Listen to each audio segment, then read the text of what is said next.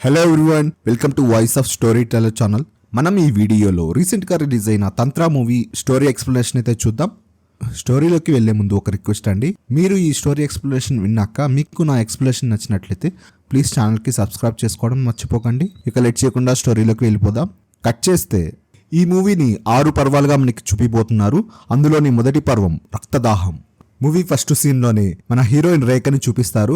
రేఖ బాత్రూంలో వేడి నీళ్లు పెట్టడానికి డోర్ ఓపెన్ చేస్తుంది. అక్కడ ఒక అమ్మాయి జుట్టు వెరపోసుకొని కూర్చో ఉంటుంది. సడన్గా అమ్మాయిని చూసిన రేఖ షాక్లో ఉండగా వాళ్ళ నానమ్మ కూడా ఆడుకొస్తుంది. కానీ ఆమెకి కనిపించదు, కేవలం మన రేఖకు మాత్రమే కనిపిస్తుంది. ఇదంతా తన భ్రమలే అనుకొని తను కాలేజీకి వెళ్ళిపోతుంది. రేఖకి తండ్రి మాత్రమే ఉంటాడు. ఆ ఇంట్లో రేఖ ఇంకా వాళ్ళ నాన్న వాళ్ళ నానమ్మ ముగ్గురు మాత్రమే ఉంటారు. రేఖ తల్లి చిన్నప్పుడే చనిపోతుంది. తను పుట్టగానే తల్లి చనిపోయిందని రేఖ అంటే వాళ్ళ నాన్నకి అస్సలు ఇష్టం ఉండదు. కట్ చేస్తే రేఖ వాళ్ళ ఫ్రెండ్స్తో కలిసి కాలేజ్కి వెళ్తూ ఉంటుంది. అందులో ఒక అతను తేజ ఇంకా రేఖ చిన్నప్పటి నుంచి బెస్ట్ ఫ్రెండ్స్ గా ఉంటారు. ఇప్పుడు ఇద్దరి మధ్య లవ్ కూడా నడుస్తూ ఉంటుంది. దారిలో వెళ్తుండగా రేఖకి చెట్టు మీద మరో దయ్యం ఉరేసుకున్నట్టు కనిపిస్తుంది. ఆ దయ్యాన్ని చూసి షాక్ అయ్యి అలా నిలబడిపోతుంది. కానీ వాళ్ళ ఫ్రెండ్స్కి మాత్రం ఆ చెట్టు మీద ఏమీ కనిపించదు. ఈ విధంగా రేఖకి చనిపోయిన ఆత్మలన్నీ కనిపిస్తూ ఉంటాయి. ఆ రోజు రాత్రి రేఖ వాళ్ళ ఇంట్లో ఇంకా నిద్రపోవడానికి లైట్ ఆపుతుంది. సడన్ గా వెనక ఒక ఆత్మ ప్రత్యక్షమవుతుంది. అది గమనించిన రేఖ మళ్ళీ లైట్ ఆన్ చేసి చూడగా అక్కడ ఏముండదు. అలా తను పడుకోగానే మళ్ళీ తన కాళ్ళ దగ్గర మరో ఆత్మ వస్తుంది. ఈ విధంగా ఆత్మలు వచ్చి తనను భయపెడతాయి. కాసేపు తర్వాత రేఖ నిద్రపోతుంది. రేఖ పైన ఓ 2-3 ఆత్మల చేయిలు అలా పైకి వచ్చి రేఖని నిద్రలేపుతాయి. రేఖ అలా నడుచుకుంటూ బయటికి వెళ్ళిపోతుంది. తను బయటకు వెళ్ళడం వాళ్ళ నానమ్మ వాళ్ళ నాన్న ఇద్దరు చూస్తారు. వాళ్ళ నాన్నకి రేఖ అంటే అసలు ఇష్టం ఉండదు కాబట్టి తనని పట్టించుకోకుండా తిడుతూ నిద్రపోతాడు. వాళ్ళ నానమ్మ ఆ టైంలో బయటికి వెళ్ళడానికి భయపడి అక్కడే ఉండిపోతుంది. అలా రేఖ నడుచుకుంటూ వాళ్ళ ఊరు పొలిమేర దాకా వెళ్ళిపోతుంది. కట్ చేస్తే తను ఉదయాన్నే బాబా దగ్గరకు దేవుడు ఆశీస్సుల కోసం వెళ్తుంది. తను ప్రతి శుక్రవారం బాబా దగ్గరికి వెళ్ళి తనకు దెయ్యాలు అంటే చాలా భయం కాబట్టి బాబా దగ్గరకు వెళ్ళి తన భయం పోగొట్టుకుంటూ వస్తుంది. కానీ అదే రోజు రాత్రి రేఖ నిద్రపోతూ ఉండగా రేఖకి కొన్ని మాటలు వినిపిస్తూ ఉంటాయి. రేఖ, నాకు రక్తం కావాలి, నాకు రక్తం కావాలి అని, లేకపోతే నిన్ను విడిచిపెట్టను అని ఒక ఆత్మ ఘోష రేఖకు వినిపిస్తూ ఉంటుంది. సడన్ గా ఏదో ఆత్మ ఆవహించినట్టు పైకి లేచి తన కాలికి కత్తితో గాయాన్ని చేసుకొని ఒక గ్లాసులో రక్తాన్ని నింపి ఆడ పెట్టేసి నిద్రపోతుంది. రేఖ ఉదయాన్నే లేచి అక్కడ చూడగా తనకేమీ గుర్తుండదు. కానీ రక్తాన్ని తాగిపడేసిన గ్లాసు మాత్రం ఆ కిటికీలోనే ఉంటుంది. తను అదేంటోలే అని పట్టించుకోదు.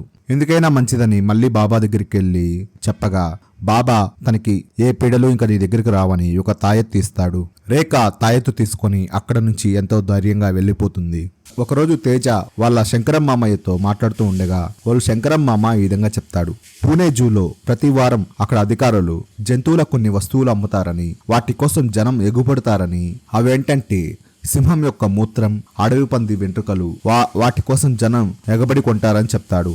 తేజ అవి ఎందుకు, వాటితో ఏం చేసుకుంటున్నా అడుక్క, వాటితో క్షుద్ర పూజలు చేస్తారని వాళ్ళ మామయ్య చెప్తాడు. ఇవన్నీ మీకు ఎలా తెలుసు అని అడుగ్గా తెలిసి తెలియని వయసులో క్షుద్ర పూజలు నేర్చుకున్నానని, చిన్నప్పటి నుంచి తను అనాథ అవడంతో ఒక అమ్మాయి తనను చేరదీసి ప్రతిరోజు తనకి అన్నం పెట్టేదని, కానీ దురదృష్టవశాత్తు ఆ అమ్మాయి నాకు దక్కడం కోసం నేను ఆ అమ్మాయి పైనే వశీకరణ క్షుద్ర పూజ చేశానని చెప్తాడు. కానీ చివరికి ఆ అమ్మాయి తన దగ్గర ఇకపై ఎలాంటి క్షుద్ర పూజలు చేయొద్దని మాట తీసుకుంటుందని చెప్తాడు. ఇదంతా విని తేజ షాక్కి గురవుతాడు. కట్ చేస్తే 2వ పర్వం పాతాల కుట్టి స్టార్ట్ అవుతుంది. రేఖ వాళ్ళ ఫ్రెండ్స్తో శైలజ కోసం వెయిట్ చేస్తూ ఉంటుంది. అప్పుడు శైలజ వస్తుండగా తన వెనకాల ఒక ఆత్మ రావడం రేఖ చూసి షాక్ అవుతుంది. రేఖ భయపడి బాబాకి విషయమంతా చెప్పగా బాబా కొన్ని విషయాలు చెప్పి రేఖను శైలజ ఇంటికి వెళ్ళమంటాడు. రేఖ శైలజ ఇంటికి వెళ్ళి రేఖ శైలజని వీబూదిలో ఉమ్మమంటుంది. శైలజ ఉమ్మిన తర్వాత తన దగ్గర ఉన్న మంత్రిచ్చిన నిమ్మకాయని శైలజకి దగ్గరగా తీసుకురాగా శైలజలోని ఆత్మ బయటకు వస్తుంది. రేఖకు దీంతో తనలో ఆత్మ ఉందని కన్ఫర్మ్ అవుతుంది. ఇంకా తను ఉమ్మిన విభూది ఓపెన్ చేసి చూడగా దాంట్లో తన ఉమ్మిన చోట విభూతంతా ఎర్రగా మారిపోతుంది. దీంతో బాబాతో మాట్లాడి నెక్స్ట్ డే తేజాని కలుస్తుంది. రేఖ ఇంకా తేజ శైలజ వాళ్ళ ఇంటికి వెళ్ళి వాళ్ళ అమ్మకి వాళ్ళ అన్నకి జరిగింది చెప్పడం స్టార్ట్ చేస్తారు.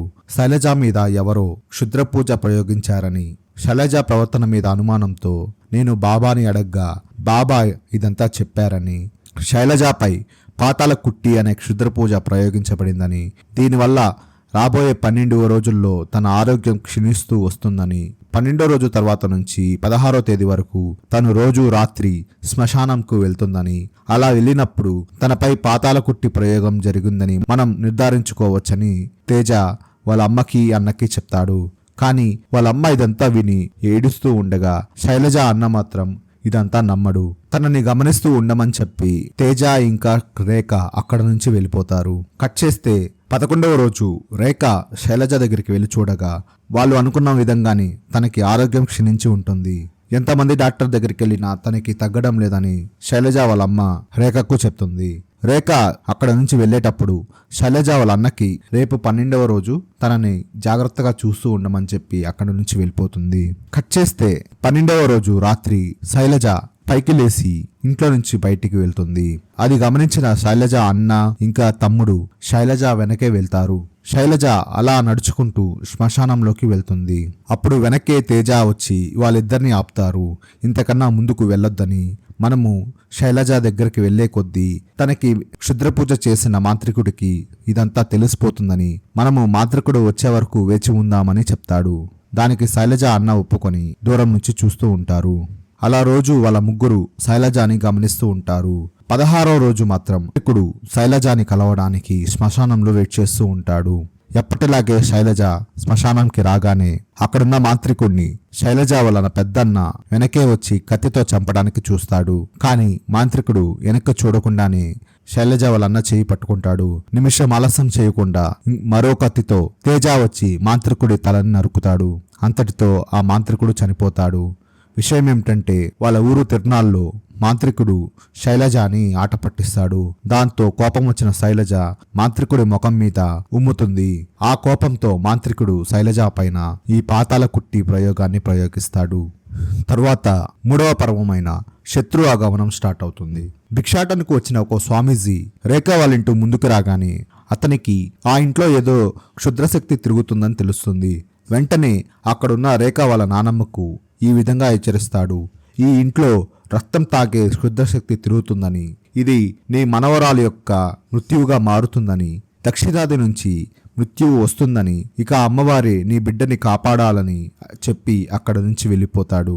స్వామీజీ చెప్పినట్టే దక్షిణ దిశ నుంచి 18 ఏళ్ల క్రితం ఆ ఊరి నుంచి వెళ్ళిపోయిన విఠల్ అనే వ్యక్తి మళ్ళీ తిరిగి వస్తాడు. ఊరిలోకి రాగానే రాజేశ్వరి అనే ఆవిడ గురించి ఆరా తీస్తాడు. రాజేశ్వరి అనే ఆవిడ ఎవరో కాదు, మన రేఖ వాళ్ళ తల్లి. అక్కడున్న ఒక ఆవిడ రాజేశ్వరి చనిపోయిందని, తనకి ఒక ఆడపిల్ల పుట్టిందని, తను ఇప్పుడు కాలేజీలో చదువుతుందని చెప్తుంది. వెంటనే తను ఇట్లా విచారించినట్టు ఎవరికి తెలియకూడదని ఆ ముసలావిడికి మూర్ఛ వచ్చేలా చేసి అక్కడ నుంచి వెళ్ళిపోతాడు. మరోపక్క పౌర్ణమి అయితే చాలు రక్తం కావాలంటూ రేఖ వద్దకు ఒక ఆత్మ వస్తుంది. నిద్రలో లేచి మళ్ళీ తన కాలికి గాయాన్ని చేసి ఒక గ్లాసుకి రక్తాన్ని నింపి ఆడపెడుతుంది మన రేఖ. కట్ చేస్తే నెక్స్ట్ డే విఠల్ మంత్రించిన నిమ్మకాయని దారిలో పడేసి రేఖ కోసం అక్కడ ఎదురు చూస్తూ ఉంటాడు.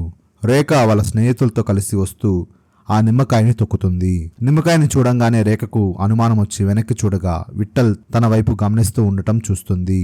తేజ కూడా విఠల్ని గమనించి అక్కడ నుంచి వెళ్ళిపోతారు. కట్ చేస్తే ఆ రోజు రాత్రి విఠల్ రేఖ ఇంటికి ఒక దెయ్యాన్ని పంపిస్తాడు.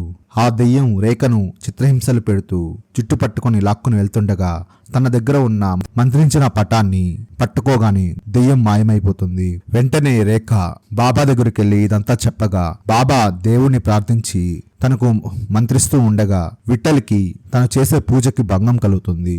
ఇలా చేసినందుకు బాబాని నీ అంతు చూస్తా అని చెప్పి నెక్స్ట్ డే బాబా ఒంటరిగా వేరే ఊరు నుంచి వస్తూ ఉండగా తన మీదకి ఒక దెయ్యాన్ని ప్రయోగించి బాబాని చంపించేస్తాడు. బాబా చనిపోయాడని తెలియగానే తేజ పరిగెత్తుకుంటూ వెళ్ళి వాళ్ళ మామయ్యకి సలహా అడగగా తనకు తెలిసిన ఒక స్వామీజీ ఉన్నారని తనని కలవమని చెప్తాడు. వెంటనే ఆలస్యం చేయకుండా తేజ పక్క ఊరికెళ్ళి ఆ స్వామీజీని కలిసి విషయమంతా చెప్తాడు. ఆ స్వామీజీ వెంటనే రేఖను కాపాడడానికి పూజను స్టార్ట్ చేస్తాడు. అదే సమయానికి విఠల్ కూడా రేఖ పైన క్షుద్ర పూజ చేస్తూ ఉంటాడు. విఠల్ చేసే పూజ వల్ల ఇక్కడ రేఖ చాలా నొప్పితో కింద పడిపోయి నోట్లో నుంచి బ్లడ్ కక్కుతూ బ్లడ్తో పాటు వెంట్రుకలు కూడా వస్తాయి. కానీ కాసేపటికే తేజ చేయించే పూజ వల్ల రేఖ కోలుకుంటుంది. విఠల్కి ఏదో శక్తి తనకు అడ్డు తగులుతుందని తెలిసి డైలమాలో పడిపోతాడు.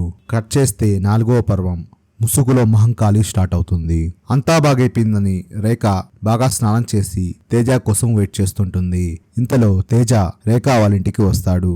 నిజానికి రేఖకి తేజ అంటే చాలా ఇష్టం. నువ్వు నాకు చాలా సహాయం చేశావు, నువ్వంటే నాకు ఇష్టమని రేఖ చెప్పగా నేను అలా అనుకోవట్లేదు అని తేజ చెప్తాడు. నాకు నీ పైన కొన్ని అనుమానాలు ఉన్నాయని, అవేంటో తేలిస్తేనే నా మనసు కుదుటపడి మనస్ఫూర్తిగా నిన్ను ప్రేమించగలనని రేఖకి చెప్తాడు. మొదటి అనుమానం ఏమిటంటే శైలజ పైన క్షుద్రపూజ జరిగిందని, దానికి విరుగుడు బాబా చెప్పాడని చెప్పావు. కానీ నేను పక్క రోజు బాబాని వెళ్ళి అడగగా బాబా తను ఎలాంటి విరుగుడు చెప్పలేదని చెప్పాడు. రెండవది బాబాని విఠల్ చంపాడని తేజ విఠల్ని నిడదీయగా విఠల్ తేజాని గాల్లోకి పైకెత్తి అయినా తనని చంపాల్సిన అవసరం నాకు లేదని, బాబాని నేను చంపలేదని చెప్పి అక్కడి నుంచి వెళ్ళిపోతాడు. సో బాబాని విఠల్ చంపకపోతే ఇంకెవరు చంపారు అని రేఖని అడుగుతాడు తేజ. మూడవ అనుమానం, విఠల్ రేఖపై క్షుద్రపూజ చేస్తుండగా చండీస్వామి ద్వారా నేను పూజ చేయించాను కదా, ఆ పూజ వల్ల నువ్వు కాపాడపడలేదని, ఎవరో మరో క్షుద్రపూజ ద్వారానే విఠల్ యొక్క క్షుద్రపూజని అడ్డుకున్నారని స్వామీజీ నాకు చెప్పారు. దాంతో అనుమానం వచ్చి పక్క రోజు మన ఊరు శ్మశానం దగ్గరకు వెళ్లి చెక్ చేయగా నువ్వు అక్కడ క్షుద్ర పూజలు చేస్తూ నాకు కనిపించావు అని రేఖని తేజ అడుగుతాడు. దీంతో రేఖ తేజకి ఏం చెప్పాలో తెలియక సతమతమైపోతూ ఉంటుంది. అసలు ఇదంతా ఏంటో, నాకు ఏం జరుగుతుందో అర్థం కావట్లేదని తేజ రేఖని మళ్ళీ అడుగుతాడు. తేజకు ఉన్న సందేహాలను తీర్చడానికి రేఖ నిజం చెప్పడం స్టార్ట్ చేస్తుంది. నీకు వీటన్నిటికీ సమాధానం కావాలంటే ముందు నువ్వు మా అమ్మ గురించి తెలుసుకోవాలి. మా అమ్మకి పెళ్ళైన తర్వాత మా నాన్న మొదటి రాత్రి నుంచే తనను హింసించడం స్టార్ట్ చేశాడు. కానీ అవన్నీ భరిస్తూ వచ్చింది. ఒకరోజు విఠల్ కంట మా అమ్మ పడింది. తను ఎలాగైనా రేఖ అమ్మ రాజేశ్వరిని వశం చేసుకోవాలని అనుకుంటాడు.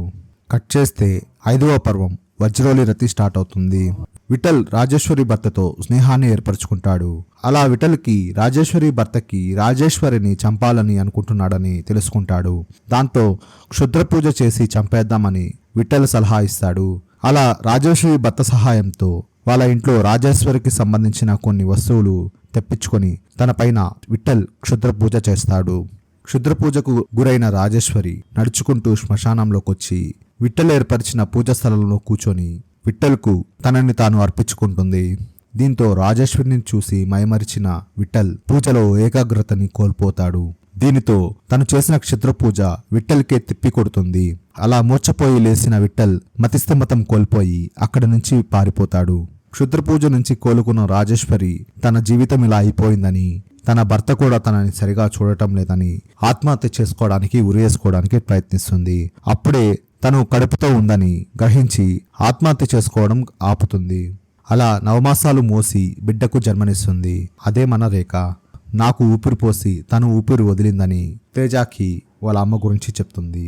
ఇంకా నేను ఈ క్షుద్ర పూజ ఘట్టం వల్ల జన్మించాను కాబట్టి నాకు పుట్టినప్పటి నుంచే కొన్ని క్షుద్ర శక్తులు ఉన్నాయని, నేను ఆత్మలను దెయ్యాలను చూడగలనని, అందుకే మా ఇంట్లోనూ బయట చెట్టు దగ్గర ప్రతి దగ్గర నాకు ఆత్మలు కనిపిస్తూ ఉంటాయని, కానీ నాకు క్షుద్ర పూజలు ఉన్నాయని ఎవరికీ తెలియకుండా నాకు భయం ఉన్నట్టు బాబా దగ్గరికి వెళ్తూ ఉంటానని చెప్తుంది. ఇంకా బాబాని కూడా తనే చంపానని, దానికి కారణం ఏంటో చెప్పడం స్టార్ట్ చేస్తుంది. యాక్చువల్గా శైలజ పైన క్షుద్ర పూజ జరిగిందని బాబా చెప్పలేదని, దానికి విరుగుడు తనే చెప్పానని, ఇంకా తనకు ఆత్మలు కనిపిస్తున్నాయని బాబా దగ్గరికి వెళ్ళగా బాబా నాతో తప్పుగా ప్రవర్తించాడని, తండ్రిలా భావించే బాబా అలా చేయడం నేను తట్టుకోలేక తనకి బుద్ధి వచ్చేలా బాబా పైకి ఒక దయ్యాన్ని పంపించి చంపి చేశానని చెప్తుంది. ఇంకా నేను ప్రతి పౌర్ణమి నాడు కొంత రక్తం తాగాలని, మొదట కోడి మేక రక్తం తాగుతూ ఉండేదాన్నని, కానీ వాటిని హింసించలేక నాకు నేనే గాయం చేసుకొని నా రక్తాన్ని నేనే తాగడం చేస్తున్నానని తేజకి అర్థమయ్యేలా చెప్తుంది. ఇదంతా విని తేజ భయపడకుండా రేఖని అర్థం చేసుకుంటాడు. కట్ చేస్తే విఠల్ ఆ ఊరిపైన క్షుద్ర పూజని ప్రయోగిస్తాడు. ఆ ఊరిలో ఉండే చిన్నపిల్లలంతా జ్వరం వచ్చి చనిపోతూ ఉంటారు. అప్పుడు ఊర్లో వాళ్ళందరికీ ఇదంతా మన ఊర్లో ఉన్న రేఖే ఈ క్షుద్ర పూజలన్నీ చేస్తుందని, తను క్షుద్ర పూజల వల్లే పుట్టిందని, తనకి పుట్టడమే ఈ క్షుద్ర పూజ శక్తులన్నీ ఉన్నాయని ఊర్లో వాళ్ళందరినీ నమ్మిపిస్తాడు. తను క్షుద్ర పూజల వల్లే పుట్టింది అని ఊర్లో వాళ్ళందరికీ ఆల్రెడీ తెలుసు కాబట్టి విఠల్ చెప్పింది నమ్ముతారు. వెంటనే విఠల్ రేఖని కట్టేసి అక్కడ మంత్రించి ఇవాళ రాత్రి ఇక్కడకు ఎవరూ రావద్దని, మరుసటి రోజు తను క్షేమంగా ఇంటికి వస్తే తనలో ఎలాంటి క్షుద్రశక్తి లేదని, ఒకవేళ తను ఇక్కడే చనిపోతే తనలో క్షుద్రశక్తి ఉన్నట్టని గ్రామస్తులందరికీ చెప్పగా అందరూ అక్కడి నుంచి వెళ్ళిపోతారు. ఆ రోజు రాత్రి విఠల్ రేఖ వాళ్ళమ్మ రాజేశ్వరిని ఎలాగో చంపలేకపోయినని, ఇప్పుడు నిన్ను నేను నా క్షుద్రశక్తితో చంపి నా పగ తీర్చుకుంటానని అక్కడ కూర్చొని తను క్షుద్ర పూజలు స్టార్ట్ చేస్తాడు. ఆ రోజు పౌర్ణమి అవడం వల్ల రేఖకి తన శక్తులు ఉండవు. తను ఎప్పుడైతే రక్తాన్ని తాగుతుందో తన శక్తులు తనకి తిరిగి వస్తాయి. కానీ తనను అలా కట్టేసి ఉండడం వల్ల రేఖ ఏమి చేయలేకపోతుంది. తేజ అక్కడకు వచ్చి రేఖ కట్లు విప్పడానికి ట్రై చేస్తాడు. అది గమనించిన విఠల్ తన మంత్రశక్తితో తేజాని దూరంగా విసిరివేస్తాడు. తేజాకి అక్కడ ఉన్న అమ్మవారి బొమ్మ చూసి తనకు రేఖ ఆ రోజు రక్తం తాగాలని గుర్తొస్తుంది. తన నాలుకను తను కొరుక్కొని ఆ రక్తాన్ని రేఖ ముఖం పైన ఉమ్ముతాడు. రేఖ ముఖంపై తేజ రక్తం పడుతుంది. ఆ రక్తాన్ని రేఖ తీసుకొని తన శక్తులను తను తిరిగి పొంది విఠల్కు చుక్కలు చూపిస్తుంది. రేఖను ఎదుర్కోలేక అక్కడ నుంచి పారిపోతున్నప్పుడు రేఖ వాళ్ళ అమ్మ రాజేశ్వరి కూడా అక్కడికి వస్తుంది. విఠల్ రేఖను ఎదుర్కోలేక బలహీన పడిపోతాడు. అప్పుడు రేఖ విఠల్ ప్రయోగించిన దయ్యాలన్నిటినీ విఠల్ మీదే ప్రయోగిస్తుంది. ఆ దయ్యాలన్నీ వచ్చి విఠల్ని చంపి తినేస్తాయి. విఠల్ చనిపోవడంతో నెక్స్ట్ డే రేఖ తేజ స్వామీజీని కలిసి తనలో ఉన్న ఈ దుష్టశక్తిని పోగొట్టమని రేఖ స్వామీజీని కోరుతుంది.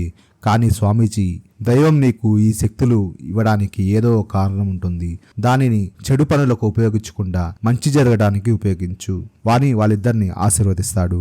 ఇంతటితో ఈ సినిమా అయిపోతుంది. మీకు నా ఎక్స్ప్లెనేషన్ నచ్చినట్లయితే ప్లీజ్ ఈ వీడియోకి లైక్ చేయండి.